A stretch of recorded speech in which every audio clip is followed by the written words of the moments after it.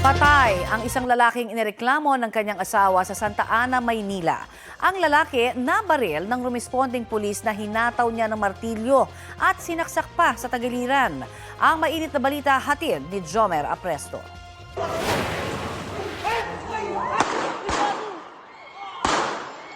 Tatlong putok ng baril ang narinig sa cellphone video ng isang residente sa loob ng isang village sa barangay 898 sa Punta Santa Ana, Maynila mag-aalas 11 kagabi. Hindi gaanong hagip sa video pero ang lalaking nagpaputok ng baril, isang police corporal. Nabaril niya ang 41 anyos na lalaki na isang motorcycle taxi rider. Ayon sa barangay, agad naman silang rumesponde matapos marinig ang putukan sa loob ng village. Nakarinig lang po kami ng putok, 3 beses po. Tumakbo po kami rito sa pinangyarihan. Nakita po namin nakabulagta na yung lalaki. Isinugod sa ospital ang 41 anyos na lalaki pero hindi na siya umabot ng buhay matapos magtamo ng mga tama ng bala sa dibdib. Ayon sa pulisya, rumesponde lang ang pulis sa tawag ng 911 matapos ireklamo ng 40 anyos na babae ang kanyang asawa dahil sa ilang beses ng pananakit nito. Dinala nila sa barangay para magayos.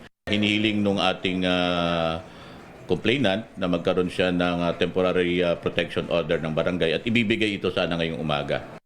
Dahil sa takot, inihatid raw ng mga pulis ang asawang babae sa bahay nito sa pag-aakalang hindi na siya susundan ng asawa niya. Pero laking gulat ng babae na makasalubong niya sa 3rd floor ang kanyang asawa at inatake siya. Mabuti at nakatakbo umano ang asawang babae papasok sa kanilang unit. Sabi ng MPD, nakaalis na noong mga oras na yon ang ibang pulis para bumalik sa kanilang post. Pero ang biktimang pulis, saktong palabas pa lang ng gate. Doon daw sinabi ng gwardiya ng village na pumasok sa loob ang asawa ng babae. Dito na bumalik ang pulis kung saan naabutan niya ang lalaki na inaabangan na siya. Habang pababa ng motor ang pulis, dito na siya inatake ng lalaki. Pinukpok siya sa ulo ng martilyo at sinaksak siya.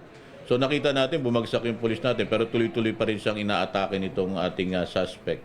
At dahil sa pangyayaring yun, sabi nga wala nang pagkakataon pa, nandun na yung tinatawag nating imminent danger sa part ng pulis natin. So wala na siyang chance kung hindi ipagtanggol yung sarili niya. Patuloy na nagpapagaling sa ospital ang pulis at ang asawang babae ng suspect. Sinusubukan pa namin makuha ang kanilang pahayag. Jomer Apresto nagbabalita para sa GMA Integrated News.